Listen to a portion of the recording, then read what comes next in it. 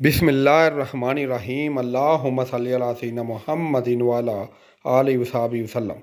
प्यारे दोस्तों, अभी आपसे के साथ ये पूरी डिटेल शेयर करते हैं कि आप किधर आए हुए हैं।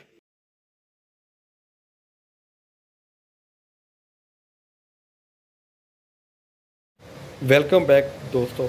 अभी ये हम एक मैन पावर के दफ्तर में आए हुए हैं। RN international travels and tours का ये ऑफिस है।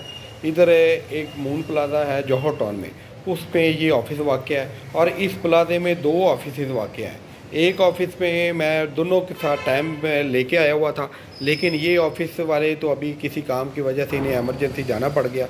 ये ऑफिस बंद पड़ा है। RN इंटरनेशनल वाले, RN international man power consultants, ये वीज़ों का काम करते हैं। ये सऊदी अरेबिया में वीज़ों का काम करते हैं। सऊदी अरेबिया, दुबई वगैरह जितने भी बैरून मुल्क वीज़े होते हैं, ये उनके लिए डील करते हैं। और ये पूरे टेक्निकल जितने भी बंदे होते हैं वो जाते हैं।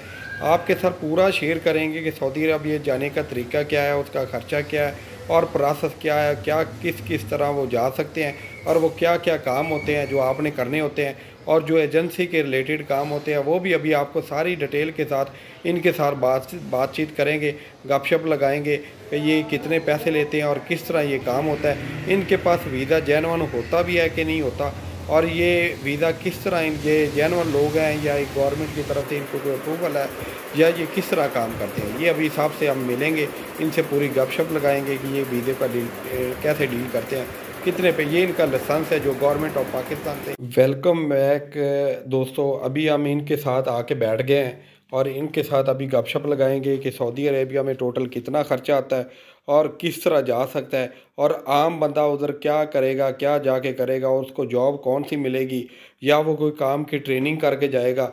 ये पूरी डिटेल इनके साथ इनसे पूछते भी हैं और उनके साथ देखते हैं कि ये करते काम किस तरह से, जेन्युइन काम होता भी है या दो नंबर इसमें कोई काम भी तो नहीं होता। वालेकुम जी। तो ये आपके पास वीज़ों की क्या डिटेल होती है, आपके पास वीज़ा आता किस तरह से है और आप उसको प्रोसेस किस तरह करते हैं, लोग आपसे रब्ता किस तरह करते हैं, और अगर गवर्नमेंट ऑफ पाकिस्तान आपको परमिशन देता है तो वो आप किस तरह वो उसको प्रोसेस कर सकते हैं, वीज़े की डिटेल क्या है। जी, इसमें ना होता ये है कि हमारे सऊदी अरेबिया में मुख्तलिफ़ कंपनियों के साथ कॉन्ट्रैक्ट्स होते हैं। तो वो जो कॉन्ट्रैक्ट होते हैं ना, वो हमें वीज़े फिर अलॉट करते हैं। हम जाते हैं प्रोटेक्टर ऑफिस जाते हैं, ये गवर्नमेंट का अदारा है। उससे हम इन चीज़ों की परमिशन लेते हैं, वीज़ों की। परमिशन लेने के बाद सऊदी अरेबिया से हमारे पास डेलीगेशन आता है। डेलीगेशन में आके इधर इंटरव्यू कंडक्ट करता है। जो इंटरव्यू कंडक्ट करता है उसमें मुख्तलिफ़ लोग हमारे पास इंटरव्यू देने आते हैं, मुख्तलिफ़ कैटेगरी के लोग होते हैं। और जब वो सिलेक्ट होते हैं तो फिर हम उसका वीज़ा प्रोसेस स्टार्ट करते हैं, जिसमें सबसे पहले पासपोर्ट हम लोग एम्बेसी भेजते हैं। एम्बेसी से वीज़ा लग के आता है, फिर प्रोटेक्टर ऑफ इमिग्रेशन से उसके हम स्टैंप लगवाते हैं, और ये हमारा तकरीबन फुल प्रोसेस है। तो जो जैसे ही वो प्रोटेक्टर होता है वो हम करवा के कैंडिडेट को दे देते हैं, टिकट करवाते हैं, और टिकट करवा के वो जो बंदा होता है वो फ्लाई करवा देते हैं हम उसको।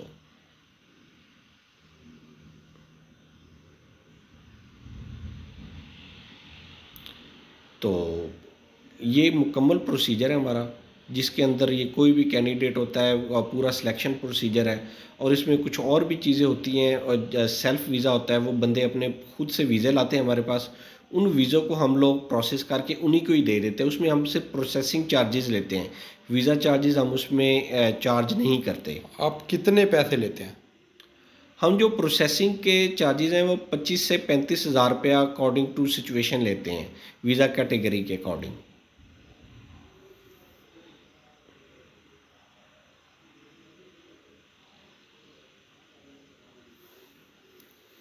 तो यही है। उसके बाद अगर कोई मुकम्मल वीज़ा हो तो मुकम्मल वीज़े के हम लोग डिफरेंट चार्जेस लेते हैं, जिसमें हम टिकट भी लेते हैं, प्रोटेक्टर के भी चार्जेस हम बंदे से चार्ज करते हैं। मेडिकल किस तरह होता है। मेडिकल आजकल, पहले थोड़ा सा इजी वे था, अभी थोड़ा सा उन्होंने गैमका के थ्रू कर दिया है। गैमका के असाइन मेडिकल सेंटर हैं, उन्हीं से ही होता है। उसके लिए पहले ऑनलाइन टोकन अप्लाई करना पड़ता है। ऑनलाइन टोकन निकलता है, टोकन जो निकलता है वो मुख्तलिफ मेडिकल सेंटर में से होता है। तो वो जिस मेडिकल सेंटर का होता है, फिर हम कैंडिडेट को उस मेडिकल सेंटर भेज देते हैं। वो अपना वहाँ से मेडिकल करवाता है, और उसके बाद हम लोग वीज़ा प्रोसेस ई नंबर वगैरह स्टार्ट करते हैं। तो टिकट वगैरह का कितना खर्चा है? सऊदी अरेबिया के मुख्तलिफ़ शहरों की मुख्तलिफ़ टिकट होती है। जो जद्दा वगैरह की है वो तकरीबन 80 से 90 हज़ार रुपये की टिकट है। रियाज़ की भी इतनी है। दमाम की 70 से 80 हज़ार रुपये की टिकट मिल जाती है। तो प्रोटेक्टर की फ़ीस कुछ है? प्रोटेक्टर की फ़ीस होती है, इसमें इंश्योरेंस इंक्लूड होती है, ओईसी की फ़ीस होती है।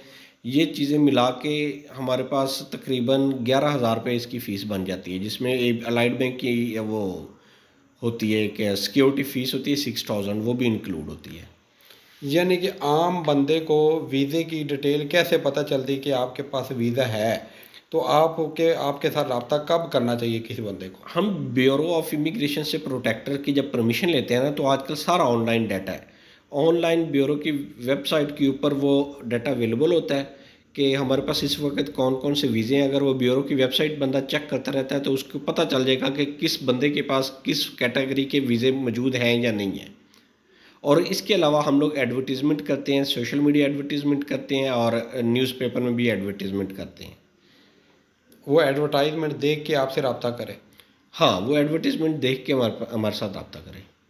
ये टोटल जो होता है इसका अखराजात आप देखें कि वो वीज़े के अगर आप टिकट के कर लें 80-90 हज़ार या लाख के राउंड अबाउट ये टिकट के पैसे हैं, और 10-15 हज़ार रुपये उसके पैसे हैं, कुछ एम्बेसी की फ़ीस भी हो गई। हाँ जी, वो हम जब ऑनलाइन उसका ई नंबर निकालते हैं तो ई नंबर के ऑनलाइन चार्जेस होते हैं, वो हम पे करते हैं। पे करने के बाद हमारे वीज़ा प्रोसेसिंग है। ज़ाहिर बात आजकल लाहौर से कराची या इस्लामाबाद एम्बेसी में हम पासपोर्ट कुरियर करते हैं तो 500 रुपया तो कुरियर वाला ले लेता है, और फिर वापस भी आना तो 1,000 रुपया तो इसका ही खर्चा आ जाता है। फिर गवर्नमेंट के टैक्सीज आ जाते हैं हर पासपोर्ट के ऊपर। हम जितनी भी हमारी एजेंसी से प्रोटेक्टर होते हैं, हर पासपोर्ट के ऊपर हम गवर्नमेंट ऑफ पंजाब को 1,000 रुपया चार्जेस पे कर रहे हैं। आपके पास कितनी कंपनियों के वीज़े होते हैं और कितनी कंपनियां काम कर रही हैं? हमारे पास काफ़ी कंपनियों के मुख्तलिफ वक्त में जैसे ही उनकी डिमांड होती है वो आती रहती है। यानी कि एक कंपनी अब अगर आज हमारे पास काम कर रही है तो वो दोबारा में भी अगले साल आए या उससे भी अगले साल उनको रिक्वायरमेंट हो। इसलिए मुख्तलिफ कंपनियां मुख्तलिफ टाइम में आती हैं। टोटल आपके पास कितनी कंपनियां हैं जो वीज़े का काम करती हैं आपके साथ? असल में कंपनी काफ़ी हैं, ये कहना मुश्किल है कि कितनी नंबर्स ऑफ क्वांटिटी, क्योंकि इसमें इन आउट चलता रहता है। आज हमारे पास अगर 10 कंपनियां काम कर रही हैं तो इनमें से कुछ 2 किसी और के पास चली जाएंगी, 2 नई ऐड हो जाएंगी, तो वो इस तरह का प्रोसीजर चलता रहता है। और इंडिविजुअल वीज़े भी अलहदा से वो आते हैं, वो बंदे अपने खुद लेके आते हैं। वीज़ा फ़ीस और ये जो हो गया अपना अकामा फ़ीस, ये भी इसके अंदर इंक्लूड होती है कि ये बंदा खुद करता है?